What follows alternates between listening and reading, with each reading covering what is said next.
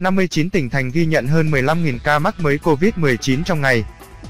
Ngày 17 tháng 12, Việt Nam ghi nhận 15.215 ca mắc mới COVID-19 tại 59 tỉnh thành, với 9.836 ca cộng đồng. Bến Tre, Cà Mau, Thành phố Hồ Chí Minh là 3 địa phương ghi nhận số F0 trong ngày cao nhất cả nước. Tính từ 16 giờ ngày 16 tháng 12 đến 16 giờ ngày 17 tháng 12, trên hệ thống quốc gia quản lý ca bệnh COVID-19 ghi nhận 15.236 ca nhiễm mới. Trong đó 21 ca nhập cảnh và 15.215 ca ghi nhận trong nước, giảm 52 ca so với ngày trước đó tại 59 tỉnh, thành phố. Có 9.836 ca trong cộng đồng, cụ thể, tại Bến Tre, 1.246, Cà Mau, 1.071, Thành phố Hồ Chí Minh, 1.040, Tây Ninh, 940, Bình Phước, 817, Đồng Tháp, 804, Cần Thơ, 715, Vĩnh Long, 598, Khánh Hòa, 597, Bạc Liêu, 569, Hà Nội, 535, Sóc Trăng, 520, Trà Vinh, 484, Bình Định, 385, Đồng Nai, 338, Tiền Giang, 332, An Giang, 313, Hậu Giang, 284, Kiên Giang, 272, Bà Rịa, Vũng Tàu, 258, Lâm Đồng, 255, Bắc Ninh, 255, Bình Dương, 209, Đà Nẵng, 194, Thanh Hóa, 184,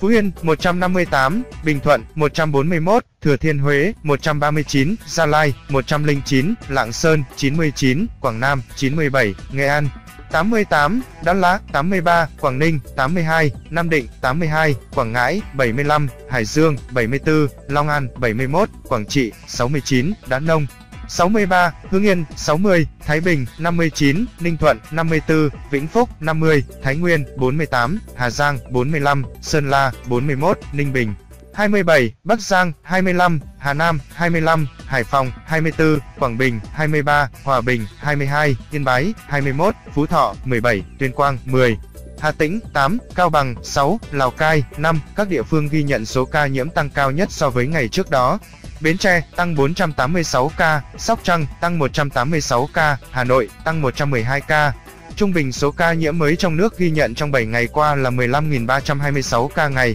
Như vậy kể từ đầu dịch đến nay Việt Nam có 1.508.473 ca nhiễm, đứng thứ 32 phần 223 quốc gia và vùng lãnh thổ, trong khi với tỷ lệ số ca nhiễm 1 triệu dân, Việt Nam đứng thứ 148 phần 223 quốc gia và vùng lãnh thổ, bình quân cứ 1 triệu người có 15.297 ca nhiễm. Trong đợt dịch thứ 4, từ ngày 27 tháng 4 năm 2021 đến nay, số ca nhiễm mới ghi nhận trong nước là 1.503.003 ca, trong đó có 1.092.701 bệnh nhân đã được công bố khỏi bệnh. Các địa phương ghi nhận số nhiễm tích lũy cao trong đợt dịch này: Thành phố Hồ Chí Minh 492.650, Bình Dương 288.763, Đồng Nai 94.192, Tây Ninh 62.132, Long An 39.537. Về tình hình điều trị, trong ngày có 3157 bệnh nhân được công bố khỏi bệnh, nâng tổng số ca được điều trị khỏi lên 1.095.518 trường hợp. Số bệnh nhân nặng đang điều trị là 7.912 ca, trong đó,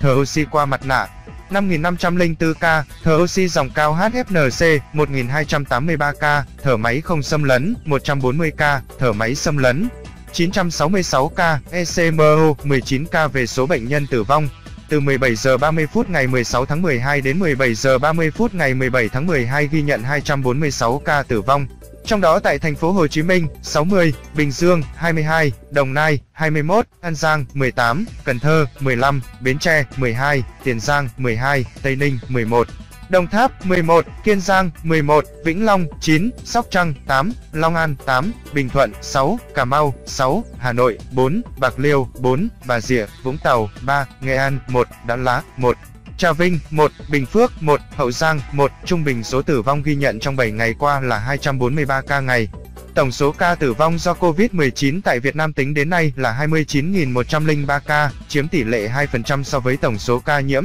Tổng số ca tử vong của Việt Nam xếp thứ 32 phần 234 vùng lãnh thổ. Số ca tử vong trên 1 triệu dân xếp thứ 132 phần 224 quốc gia, vùng lãnh thổ trên thế giới, so với châu Á. Tổng số ca tử vong xếp thứ 9 phần 49, xếp thứ 4 ASEAN, tử vong trên 1 triệu dân xếp thứ 27 phần 49 quốc gia, vùng lãnh thổ châu Á. xếp thứ 6 ASEAN. Về tình hình tiêm chủng, trong ngày 16 tháng 12 có 1.118.514 liều vaccine phòng COVID-19 được tiêm. Như vậy, tổng số liều vaccine đã được tiêm là 136.861.720 liều, trong đó tiêm mũi 1 là 75.561.338 liều, tiêm mũi 2 là 60.171.020 liều, tiêm mũi 3. Tiêm bổ sung tiêm nhắc và mũi 3 của vaccine Azala là 1.129.362 liều.